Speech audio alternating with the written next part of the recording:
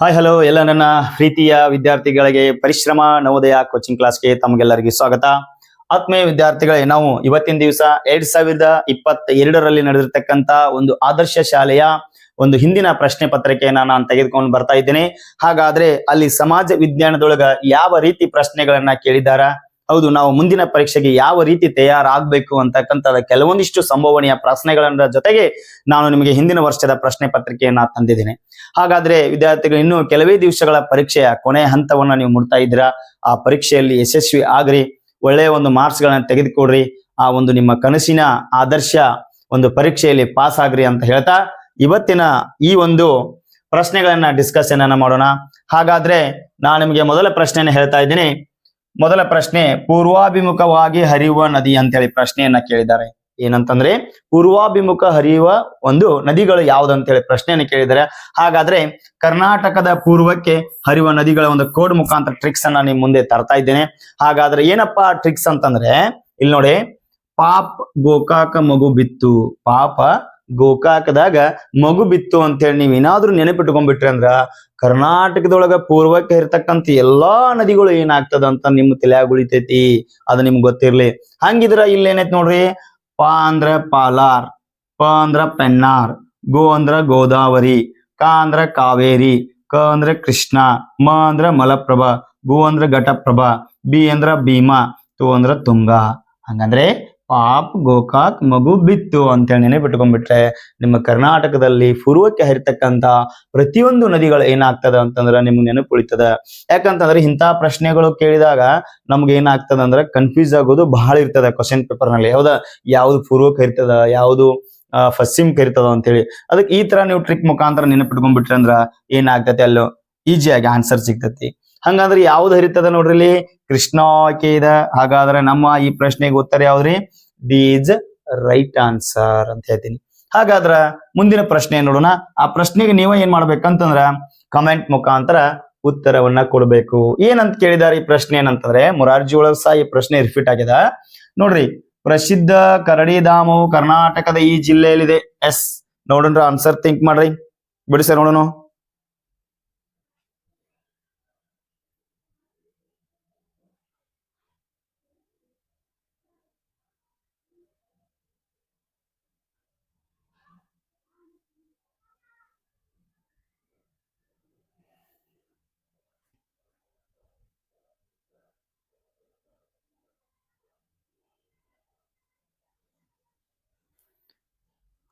ಬಿಡಿಸಿದ್ರಿ? S, comment ಮುಖಾಂತರ ನೀವು ತಿಳಿಸ್ರಿ. ಆದ್ರೂ ಆನ್ಸರ್ ನೋಡೋಣ. ಏನಂತ ಕೇಳಿದಾರೆ ಅಂದ್ರ ಕರಡಿಯ ಧಾಮ ಅಂತೇಳಿ, ದರೋಜಿ ಕರಡಿಧಾಮ ಕರ್ನಾಟಕದೊಳಗ ಯಾವ ಜಿಲ್ಲೆ ಒಳಗ ಅಂತೇಳಿ ಪ್ರಶ್ನೆಯನ್ನ ನಿಮ್ಗೆ ಕೇಳಿದಾರ. ಹಾಗಾದ್ರ ಬಿದರ ಅಂತ ಅನ್ಕೊಳ್ಳು, ಇದು ಕರ್ನಾಟಕದ ಏನಂತಂದ್ರೆ ಉತ್ತರ ತುದಿ ಆಗ್ತದ. ಶಿವಮೊಗ್ಗ, ಇಲ್ಲಿ ಏನದಪ್ಪ ಅಂತಂದ್ರ ಇಲ್ಲಿ ಜೋಗ ಜಲಪಾತವದ, ಇದು ನಿಮ್ಗೆ ಕೇಳ್ಬೋದು. ಹೌದಾ, ಏನದ ಶಿವಮೊಗ್ಗದಲ್ಲಿ ಜೋಗ ಜಲಪಾತವದ.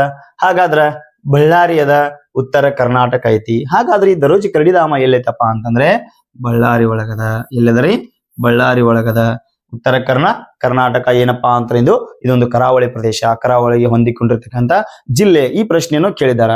ಹಾಗಾದ್ರ ಈ ಒಂದು ಪ್ರಸಿದ್ಧವಾದ ಒಂದು ದರೋಜಿ ಕರಡಿಧಾಮ ಎಲ್ಲೈತಂತಂದ್ರೆ ನಮ್ಗ ಬಳ್ಳಾರಿ ಒಳಗದ. ಮುಂದಿನ ಪ್ರಶ್ನೆಯನ್ನ ನೋಡೋಣ. ಸರಿಯಾಗಿ ಸಮಾಧಾನಲಿ ಕ್ಲಾಸ್ಗಳನ್ನ ನೋಡ್ರಿ, ಸರಿಯಾಗಿ ಅರ್ಥ ಮಾಡ್ಕೋರಿ.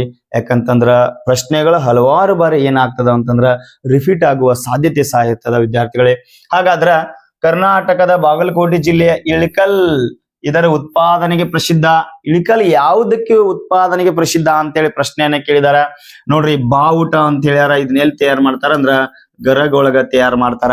ಹಾಗಾದ್ರ ಸೀರೆಗಳು ಅಂತೇಳಿ ಕೇಳಿದಾರ. ಇದೇನಪ್ಪಾ ಅಂತಂದ್ರ ಇಳಕಲ್ ಸೀರೆ. ಏನಪ್ಪ ಇಳಕಲ್ ಅನ್ನೋದು ಸೀರೆಗಳಿಗೆ ಬಹಳ ಪ್ರಸಿದ್ಧ. ಅದಕ್ಕೆ ಬಾಗಲಕೋಟೆ ಜಿಲ್ಲೆ ಇಳಕಲ್ ಯಾವ್ದಕ್ ಪ್ರಸಿದ್ಧ ಅಂತಂದ್ರ ನಮ್ಗ ಸೀರೆಗಳಿಗೆ. ಹಾಗಾದ್ರೆ ನಿಮ್ಗೊಂದು ಪ್ರಶ್ನೆ ಕೊಡ್ತೀನಿ. ಸಿಹಿ ತಿಂಡಿಗಳು ಯಾವ ನಗರ, ಸಿಹಿ ತಿಂಡಿಗಳ ನಗರ ಅಂತೇಳಿ ಕರೀತಾರ ಕರ್ನಾಟಕದ ಒಂದು ಜಿಲ್ಲೆಯನ್ನು ಯಾವ್ದಂತ ಕಮೆಂಟ್ ಮಾಡ್ರಿ. ಹಂಗಂದ್ರ ಗೊಂಬೆಗಳು ಏನಪ್ಪಾ ಅಂತಂದ್ರೆ ಇದು ರಾಮನಗರ ಅಥವಾ ಚನ್ನಪಟ್ಟಣದ ಗೊಂಬೆಗಳು ಅಂತ ಹೇಳಿ ನಾವು ಕರಿತೀವಿ. ಈ ರೀತಿ ನೀವು ಏನ್ ಮಾಡ್ಬೇಕಂದ್ರ ಪ್ರತಿಯೊಂದು ಆಯ್ಕೆದ ಉತ್ತರಗಳನ್ನ ನೀವು ಓದ್ತಾ ಹೋದ್ರೆ ನಿಮ್ಗೆ ಏನಾಗ್ತದ ಅಂತ ಈಜಿ ಆಗ್ತದ. ಹಾಗಾದ್ರೆ ಇವುಗಳಲ್ಲಿ ಸರಿಯಾದ ಹೊಂದಾಣಿಕೆಯಾಗುವ ಜೋಡಿಯನ್ನ ಗುರುತಿಸಿ ಅಂತೇಳಿ ಒಂದು ಆಯ್ಕೆಯನ್ನ ಕೊಟ್ಟಾಗ ನೋಡ್ರಿ, ಮೈಸೂರು ಅರಮನೆ ಅಂತೇಳಿ ಪ್ರಶ್ನೆಯನ್ನು ಕೊಟ್ಟಿದ್ದಾರೆ. ಎಸ್, ಹಾಗಾದ್ರೆ ಹಂಪಿ ಗೋಳಗುಮಠ ಅಂತ ಕೊಟ್ಟಾರ, ಎಸ್ ಹಂಪಿ ಗೋಳಗುಮಠದಾಗ ಐತಿ ನೋಡೋಣ. ವಿಜಯಪುರ ಕಲ್ಲಿನ ರಥ ಅಂತ ಕೊಟ್ಟಾರ, ಎಸ್ ಹಾಗಾದ್ರೆ ಮಂಡ್ಯ ಜೋಗ ಜಲಪಾತ ಅಂತ ಹೇಳಿ ಕೊಟ್ಟಾರ.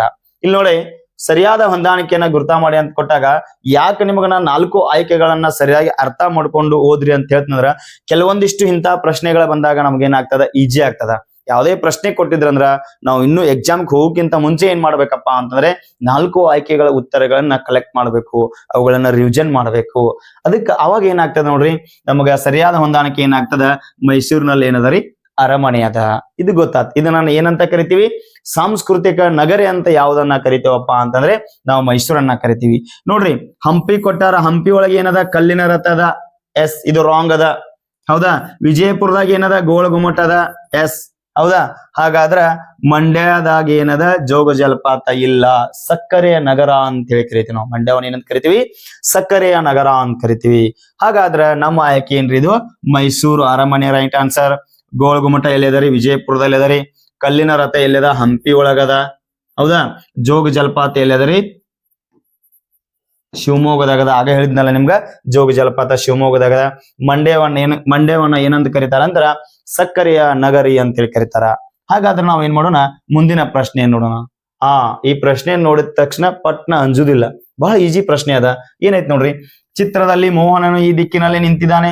ಒಂದು ಚಿತ್ರವನ್ನ ಕೊಟ್ಟಿದಾರ, ಈ ಚಿತ್ರದೊಳಗ ಮೋಹನ ಯಾವ ದಿಕ್ಕಿಗೆ ನಿಂತಾನೆ ಅಂತೇಳಿ ಪ್ರಶ್ನೆಯನ್ನ ಕೇಳಿದಾರ. ಹಾಗಾದ್ರೆ ನೋಡ್ರಿ ಇಲ್ಲಿ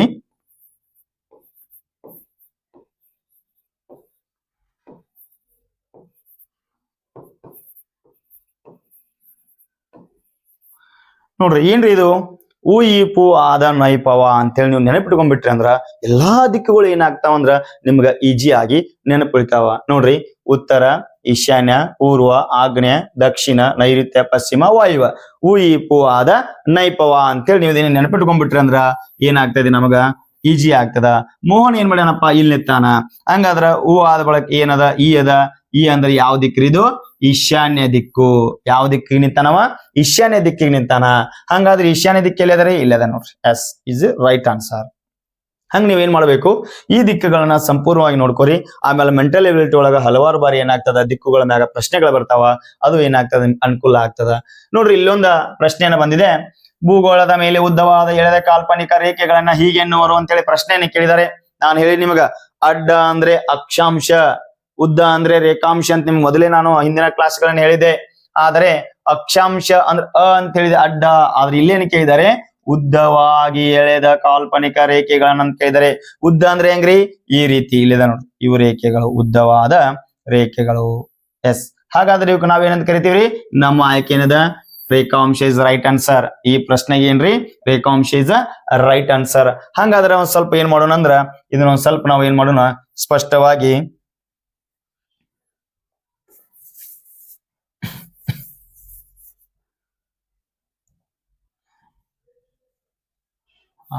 ಒಂದ್ ಸೆಕೆಂಡ್. ಎಸ್ ಓಕೆ, ಎಲ್ಲರಿಗೂ ಕಾಣಿಸಾಗ್ತೈತೆ ಅನ್ಕೊಂಡಿದೀನಿ. ನೋಡ್ರಿ ಈ ಒಂದು ಎಸ್ ನೋಡ್ರಿ ಈ ಒಂದು ಪ್ರದೇಶವನ್ನ ನಾವ್ ಏನಂತ ಕರಿತೀವಿ, ಸ್ಪಷ್ಟವಾಗಿ ನೋಡ್ರಿ ಒಂದ್ ಪ್ರಶ್ನೆ ಬರೋ ಸಾಧ್ಯತೆ ಅದ. ಇದೊಂದು ಭೂಮಿ, ಹೌದಾ. ಭೂಮಿ ಏನಾಗಿದೆ, ಗೋಳಾಕಾರ ಜಿಯಾಡ್ ಆಕಾರದಲ್ಲಿ ಐತಿ.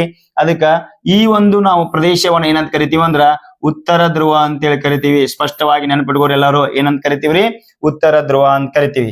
ಹಂಗಾದ್ರ ಈ ಒಂದು ಪ್ರದೇಶವನ್ನ ಏನಂತ ಕರಿತೀವಪ್ಪ ಅಂತಂದ್ರ ನಾವು ದಕ್ಷಿಣ ಧ್ರುವ ಅಂತೇಳಿ ಕರಿತೀವಿ, ಹೌದಾ. ಉತ್ತರ ಧ್ರುವ, ಇದು ದಕ್ಷಿಣ ಧ್ರುವ. ಹಾಗಾದ್ರ ಈ ಒಂದು ಪ್ರದೇಶವನ್ನ ಏನಂತ ಕರಿತೀವಿ ನೋಡ್ರಿ, ಮಧ್ಯಭಾಗ, ಭೂಮಿಯ ಮಧ್ಯಭಾಗ ಏನ್ ಗೆರೆ ಅದಲ್ಲ, ಇದನ್ನ ನಾವೇನಂತ ಕರಿತೀವಿ ಅಂದ್ರ ಸಮಭಾಜಕ ವೃತ್ತ ಅಂತ ಹೇಳಿ ಕರಿತೀವಿ. ಏನಂತ ಕರಿತೀವ್ರಿ, ಸಮಭಾಜಕ ವೃತ್ತ ಅಂತ ಕರಿತೀವ್ರಿ. ಹಂಗಾದ್ರೆ ಇಲ್ಲಿ ಅಡ್ಡ ಗೆರೆಗಳದಾವಲ್ಲ, ಇವು ನೋಡ್ರಿ, ಏನಪ್ಪಾ ಅಂತಂದ್ರೆ ಅಡ್ಡಲಾಗಿರ್ತಕ್ಕಂತ ಈ ಗೆರೆಗಳದಾವಲ್ಲ, ಇವಕ್ಕೆ ನಾವೇನಂತ ಕರಿತೀವಿ ಅಂದ್ರ ಅಕ್ಷಾಂಶ ಅಂತ ಹೇಳಿ ಕರಿತೀವಿ. ಸ್ಪಷ್ಟವಾಗಿ ನೆನಪಿಟ್ಕೋರಿ. ಹಾಗಾದ್ರ ನೋಡ್ರಿ ಇಲ್ಲೆಲ್ಲ ಅಡ್ಡವಾಗಿರ್ತಕ್ಕಂತ ಗೆರೆಗಳಿಗೆ ನಾವೇನಂತ ಕರಿತೀವಿ, ಅಕ್ಷಾಂಶ ಅಂತ ಕರಿತೀವಿ. ಹಾಗಾದ್ರೆ ಈ ರೀತಿ ಏನಾಗ್ಯದಪ್ಪ ಅಂತಂದ್ರೆ ಇದು, ಎಸ್ ಈ ರೀತಿ ಉದ್ದವಾಗಿರ್ತಕ್ಕಂತ ಗೆರೆಗಳಿಗೆ ನಾವೇನಂತ ಕರಿತೀವಿ, ರೇಖಾಂಶ ಅಂತ ಹೇಳಿ ಕರಿತೀವಿ. ಏನಂತ ಕರಿತೀವಿ, ರೇಖಾಂಶಗಳಂತೇಳಿ ಕರಿತೀವಿ. ಕೊಟ್ಟಾರ ನೋಡಿ, ಹೌದಾ. ಇಲ್ಲಿ ಏನ್ದಾವಲ್ಲ ಈ ಗೆರೆಗಳಿಗೆ ನಾವೇನಂತ ಕರಿತೀವಿ, ರೇಖಾಂಶ ಅಂತ ಕರಿತೀವಿ. ಹಂಗಾದ್ರ ಇಲ್ಲಿ ನೋಡ್ರಿ ನಿಮಗೆ ಇನ್ನೊಂದು, ಕರ್ನಾಟಕ ಸಂಕ್ರಾಂತಿ ವೃತ್ತ 23 ಡಿಗ್ರಿ ಉತ್ತರ ಅಕ್ಷಾಂಶ, ಹೌದಾ. ಇದು ನೋಡ್ರಿ ಇಲ್ಲಿ ಐತ್ ನೋಡ್ರಿ, ಇಲ್ಲಿ ಏನಾಗಿದೆ ಅಂದ್ರೆ ಇದು ಭಾರತದ ಮಧ್ಯಭಾಗದಲ್ಲಿ ಹಾದು ಹೋಗಿದೆ.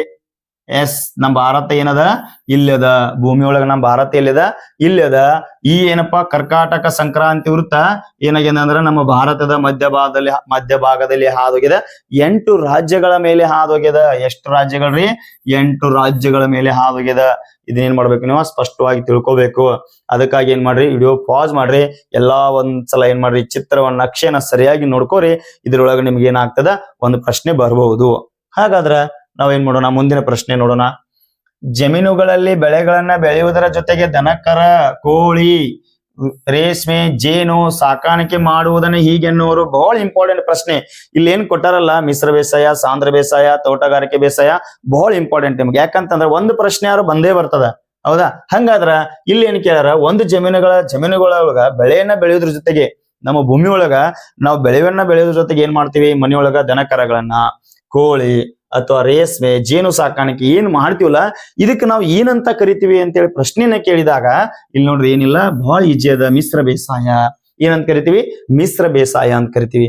ಈ ಸಾಂದ್ರ ಬೇಸಾಯ ಅಂತಂದ್ರೆ ಏನಪ್ಪಾ ಅಂತಂದ್ರೆ, ಒಂದೇ ಕೃಷಿ ಭೂಮಿ ಒಳಗ, ಒಂದೇ ಏನಪ್ಪಾ ಅಂತಂದ್ರ ಕೃಷಿ ಭೂಮಿ ಒಳಗ ಎರಡರಿಂದ 3 ಬೆಳೆಗಳನ್ನ ಬೆಳೆಯೋದಕ್ಕ ಸಾಂದ್ರ ಬೇಸಾಯ ಅಂತ ಕರಿತೀವಿ ನಾವು.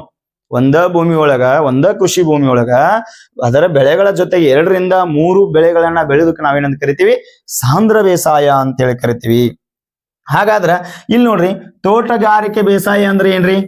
ತೋಟ, ಕಾಫಿಯನ್ನ ಬೆಳೆಯುವುದು, ಹೂಗಳನ್ನ ಬೆಳೆಯುವುದು, ಅಡಕೆಯನ್ನ ಬೆಳೆಯುವುದು, ಇವುಗಳನ್ನ ನಾವೇನಂತೀವಿ? ತೋಟಗಾರಿಕೆ ಬೇಸಾಯ ಅಂತೇಳಿ ಕರಿತೀವಿ. ಹಾಗಾದ್ರೆ ನೆಕ್ಸ್ಟ್ ನೋಡ್ರಿ, ಮಲೆನಾಡು ಪ್ರದೇಶಕ್ಕೆ ಸೇರಿರುವ ಜಿಲ್ಲೆ ಯಾವ್ದಂತ ಕೇಳ.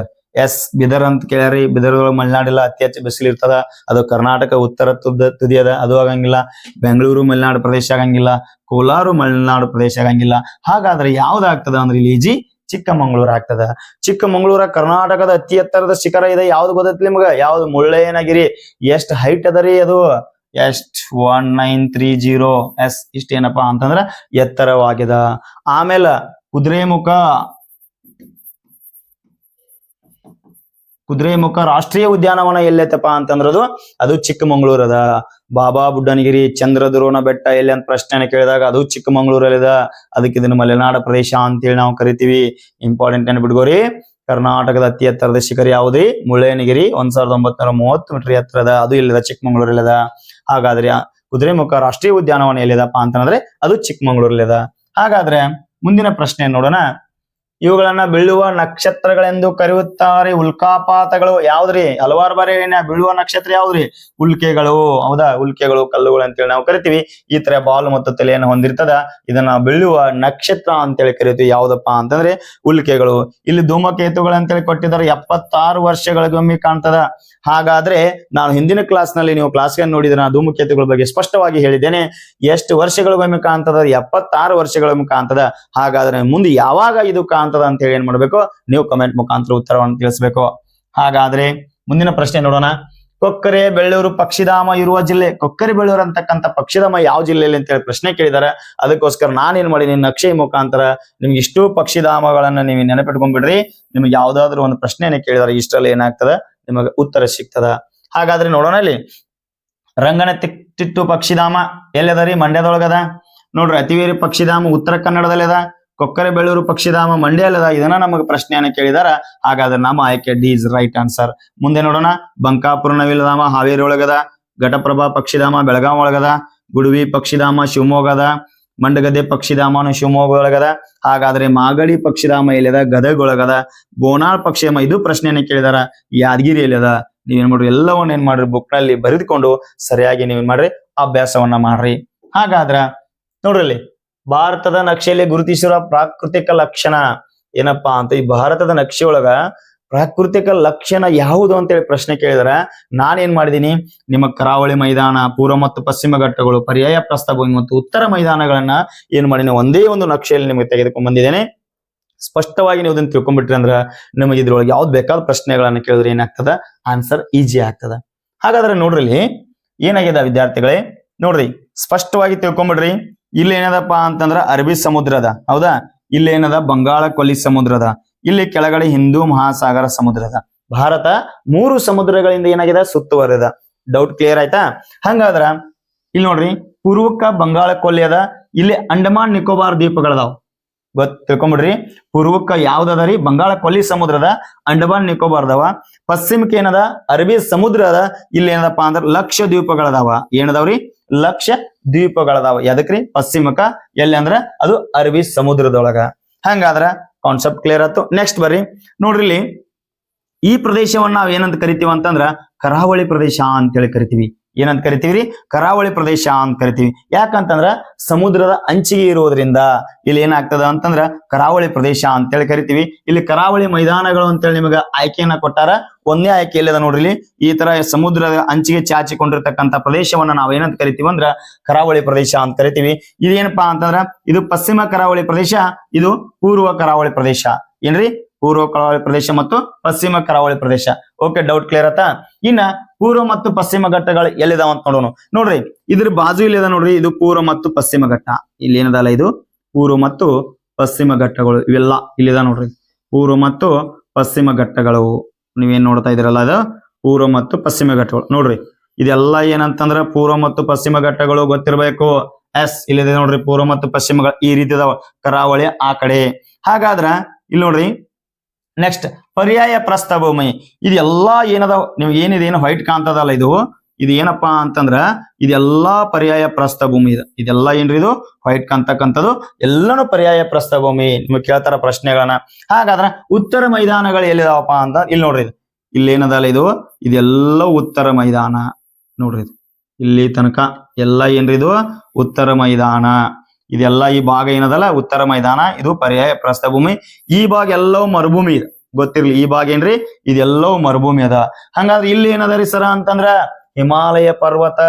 ಇದೇನು ವೈಟ್ ಕಾಣ್ತದಲ್ಲ, ಇದೆಲ್ಲಾ ಹಿಮಾಲಯ ಪರ್ವತ. ಇಲ್ಲಿ ಮೌಂಟ್ ಎವರೆಸ್ಟ್ ಅದ, ಗೊತ್ತಿರ್ಲಿ. ಇದೆಲ್ಲ ಏನಪ್ಪಾ ಅಂತಂದ್ರೆ ಹಿಮಾಲಯ ಪರ್ವತ. ಇದನ್ನೆಲ್ಲ ಏನ್ ಮಾಡ್ರಿ, ನೀವು ಸ್ಪಷ್ಟವಾಗಿ ವಿಡಿಯೋನ ಪಾಸ್ ಮಾಡ್ರಿ, ಎಲ್ಲವನ್ನ ಸರಿಯಾಗಿ ನೋಡ್ಕೋರಿ. ಈ 4 ಆಯ್ಕೆಗಳೊಳಗ ನಿಮ್ಗೊಂದು ಪ್ರಶ್ನೆ ಬಂದೇ ಬರ್ತದ. ಅದಕ್ಕೋಸ್ಕರ ನಾವ್ ಏನ್ ಮಾಡೋಣ, ಮುಂದಿನ ಪ್ರಶ್ನೆ ನೋಡೋಣ. ಹಾಗಾದ್ರೆ ನೋಡ್ರಿ, ಭಾರತದ ಮಧ್ಯಭಾಗದ ಹಾಯ್ದು ಹೋಗೋ ಅಕ್ಷಾಂಶ ಇದಾಗಿದೆ. ಇದೇ ಹೇಳಿದ್ನ, ಯಾವ್ದಂದ್ರ ಕರ್ಕಾಟಕ ಸಂಕ್ರಾಂತಿ ವೃತ್ತ ಅಂತೇಳಿ ನಿಮ್ಗೆ ಹೇಳಿದ್ನ. ಭಾರತದ ಮಧ್ಯಭಾಗದಲ್ಲಿ ಹಾಯ್ದು ಹೋಗಿದೆ ನೋಡ್ರಿ. ಹಾಗಾದ್ರೆ ಎಷ್ಟು ರಾಜ್ಯಗಳ ಮ್ಯಾಗ ಹಾಯ್ದೋಗಿದೆ ಕೊಟ್ಟಾರ ನೋಡ್ರಿ. ರಾಜಸ್ಥಾನ, ಗುಜರಾತ್, ಮಧ್ಯಪ್ರದೇಶ್, ಜಾರ್ಖಂಡ್, ಪಶ್ಚಿಮ ಬಂಗಾಳ, ತ್ರಿಪುರ ಮತ್ತು ಛತ್ತೀಸ್ಗಢ. ಎಷ್ಟಾದ ನೋಡ್ರಿ? 1 2 3 4 5 6 7 8. ಎಷ್ಟು ರಾಜ್ಯಗಳ್ರಿ? 8 ರಾಜ್ಯಗಳ ಮೇಲೆ ಹಾದು ಹೋಗಿದೆ. ಎಷ್ಟು ರಾಜ್ಯಗಳ ಮೇಲೆ ಹೋಗಿದೆ? 8 ರಾಜ್ಯಗಳ ಮೇಲೆ ಏನ್ ಹಾದೋಗಿದೆ ಅಂದ್ರ ಕರ್ಕಾಟಕ ಸಂಕ್ರಾಂತಿ ವೃತ್ತ ಹಾದೋಗಿದೆ. ಇದನ್ನು ಬಹಳ ಸಲ ಏನಾಗ್ಯಪ್ಪ ಅಂತಂದ್ರೆ ಪ್ರಶ್ನೆಗಳನ್ನ ಕೇಳಿದಾರ. ಹಾಗಾದ್ರೆ ಟಿಂಪುವಿನ ಬೇಸಿಗೆ ಅರಮನೆ ಇಲ್ಲಿದೆ. ಟಿಂಪುವಿನ ಬೇಸಿಗೆ ಅರಮನೆ ಎಲ್ಲದರಿ ಅಂತಂದ್ರಿ, ಎಲ್ಲದ ಅಂದ್ರಿ ಶ್ರೀರಂಗಪಟ್ಟಣ. ಎಲ್ಲದ್ರಿ? ಶ್ರೀರಂಗಪಟ್ಟಣ. ಹಾಗಾದ್ರೆ ಈ ಶ್ರೀರಂಗಪಟ್ಟಣ ಅಂತಕ್ಕಂಥ ಒಂದು ತಾಲೂಕದ, ಈ ತಾಲೂಕು ಯಾವ ಜಿಲ್ಲೆ ಒಳಗದ ಅಂತೇಳಿ ನೀವೇನ್ ಮಾಡ್ಬೇಕು? ಕಮೆಂಟ್ ಮುಖಾಂತರ ತಿಳಿಸ್ಬೇಕು. ಹಾಗಾದ್ರೆ ನೋಡ್ರಿ, ಹಂಪಿಯಲ್ಲಿನ ದೇವಾಲಯ ಯಾವ್ದಪ್ಪ ಅಂತೇಳಿ ಪ್ರಶ್ನೆ ಕೇಳಿದಾರ. ಇದ ನೋಡ್ರಿ, ಹಂಪಿ ಹೋಗಿದ್ರೆ ಒಂದ್ಸಲ ನೋಡ್ಕೊಂಡ್ ಬನ್ರಿ. ಹಂಪಿ ಯಾವ ನದಿಯ ದಂಡೆ ಮೇಲಿದೆ ಅಂತೇಳಿ ಪ್ರಶ್ನೆ ಕೇಳ್ಬೋದು. ತುಂಗ ನದಿಯ ದಂಡೆ ಮೇಲಿದೆ. ಯಾವ್ದ್ರಿ? ತುಂಗಭದ್ರಾ ನದಿಯ ದಂಡೆ ಮೇಲಿದೆ. ಹಾಗಾದ್ರೆ ಈ ಹಂಪಿಯು ಯಾವ ಜಿಲ್ಲೆಯಲ್ಲಿದೆ ಅಂತೇಳಿ ಪ್ರಶ್ನೆಯನ್ನು ಕೇಳಿದಾಗ ವಿಜಯನಗರ. ಯಾವ ಜಿಲ್ಲೆಯಲ್ಲಿದೆ? ವಿಜಯನಗರ ಜಿಲ್ಲೆಯಲ್ಲಿದ. ಹಾಗಾದ್ರೆ ಈ ಹಂಪಿ ಯಾವ ನದಿಯ ದಂಡೆ ಮೇಲಿದೆ ಅಂತೇಳಿ ಪ್ರಶ್ನೆಯನ್ನ ಕೇಳಿದಾಗ ಯಾವ ನದಿ ಇರೋದು? ತುಂಗಭದ್ರಾ ನದಿಯ ದಂಡೆ ಮೇಲಿದೆ. ಹಾಗಾದ್ರೆ ಇಲ್ಲಿ ಪ್ರಶ್ನೆಗೆ ಉತ್ತರ ಏನಪ್ಪಾ ಅಂತಂದ್ರೆ ಯಾವ ದೇವಾಲಯ ಇದೆ? ವಿರೂಪಾಕ್ಷ ದೇವಾಲಯ. ಹಾಗಾದ್ರೆ ನಾವು ಮುಂದಿನ ಪ್ರಶ್ನೆಯನ್ನ ನೋಡೋಣ. ನೋಡ್ರಿ, ಕೊಟ್ಟಿರುವ ಚಿತ್ರವು ಈ ಸಮುದಾಯಕ್ಕೆ ವಿಧೇಯಕ್ಕೆ ಉದಾಹರಣೆ ಅಂತ ಕೊಟ್ರೆ ಇಲ್ಲೊಂದು ಚಿತ್ರವನ್ನು ಕೊಟ್ಟರೆ ನಿಮ್ಗೆ ಕಾಣಿಸ್ತದ, ಹೌದಾ? ಇಬ್ಬರು ಮನುಷ್ಯರದಾರ, ಒಂದು ಮಗು ಇದೆ. ಇಲ್ಲಿ ವಿಚಿತ್ರವಾದ ಬೇರೆ ಬೇರೆ ರೀತಿ ಉಡುಪುಗಳನ್ನ ತೊಟ್ಕೊಂಡಿದ್ದಾರ. ಹಾಗಾದ್ರೆ ಕೈಯಲ್ಲಿ ಬಾಣ ಇದ, ಬಿಲ್ ಅದ. ಹಂಗಾದ್ರೆ ಯಾವ ಜನಾಂಗಪ್ಪ ಅಂತಂದ್ರೆ ಇದು ಬುಡಕಟ್ಟು ಜನಾಂಗ. ಇವರ ವೃತ್ತಿ ಏನಪ್ಪಾ ಅಂತಂದ್ರೆ ಬೇಟೆಯಾಡುವುದು. ಇವರ ವೃತ್ತಿ ಏನ್ರಿ? ಬೇಟೆಯಾಡುವುದು. ಇವ್ರು ಏನಪ್ಪಾ ಅಂತಂದ್ರೆ ಕಾಡಿನಲ್ಲಿ ಇರ್ತಾರ, ಕಾಡಿನಲ್ಲಿ ವಾಸಿಸ್ತಕ್ಕಂಥ ಜನರು ಇವರು. ಇವರಿಗೆ ಇವರ ಉಡುಗೆ ತೊಡೆಗಳ ಬೇರೆ ಆಗಿರ್ತವ, ಇವರ ಆಹಾರ ಪದ್ಧತಿ ಬೇರೆ ಆಗಿರ್ತದ, ಇವರ ವೃತ್ತಿನೂ ಬೇರೆ ಆಗಿರ್ತದ. ಅದಕ್ಕೋಸ್ಕರ ಈ ಒಂದು ಜನಾಂಗವನ್ನ ನಾವೇನ್ ಕರಿತೀವಿ ಅಂದ್ರ ಈ ಒಂದು ಸಮುದಾಯವನ್ನ ಬುಡಕಟ್ಟು ಸಮುದಾಯ ಅಂತ ಹೇಳಿ ಕರಿತೀವಿ. ಆತ್ಮೀಯ ವಿದ್ಯಾರ್ಥಿಗಳೇ, ನಾವು ಇಲ್ಲಿವರೆಗೂ ಸಮಾಜ ವಿಜ್ಞಾನದಲ್ಲಿ ಕೇಳಿರ್ತಕ್ಕಂಥ ಹಲವಾರು ಸಂಭವನೀಯ ಪ್ರಶ್ನೆಗಳನ್ನ ಡಿಸ್ಕಷನ್ ಅನ್ನ ಮಾಡಿದ್ವಿ. ಎಲ್ಲಾ ಪ್ರಶ್ನೆಗಳು ತಮಗೆ ಅರ್ಥ ಆಗಿದೆ ಅಂತ ಹೇಳಿ ನಾನು ಅನ್ಕೊಂಡಿದ್ದೀನಿ. ಅದರ ಜೊತೆಗೆ ಇನ್ನೊಂದು ನಾನು ನಿಮ್ಗೆ ಹೇಳ್ತಾ ಇದ್ದೀನಿ, ಇವೆಲ್ಲಾ ಪ್ರಶ್ನೆಗಳನ್ನ ಮತ್ತು ಮೊರಾರ್ಜಿ ವಿಡಿಯೋಗಳನ್ನ ಸಹ ನಾವು ಮಾಡಿದ್ವಿ. ಈಗ ಆದರ್ಶ ಇನ್ನೂ ಹಲವಾರು ಪ್ರಶ್ನೆ ಪತ್ರಿಕೆಗಳನ್ನ ಮತ್ತು ಸಂಭವನೀಯ ಪ್ರಶ್ನೆಗಳನ್ನ ನಿಮ್ಮ ಮುಂದೆ ತರ್ತಾ ಇದ್ದೀನಿ. ಇದಾದ ತಕ್ಷಣ ಸೈನಿಕ ಶಾಲೆಗೆ ಸಂಬಂಧಿಸಿರ್ತಕ್ಕಂಥ ಹಲವಾರು ಪ್ರಶ್ನೆ ಪತ್ರಿಕೆಗಳನ್ನ ಡಿಸ್ಕಷನ್ ಅನ್ನ ಮಾಡೋಣ.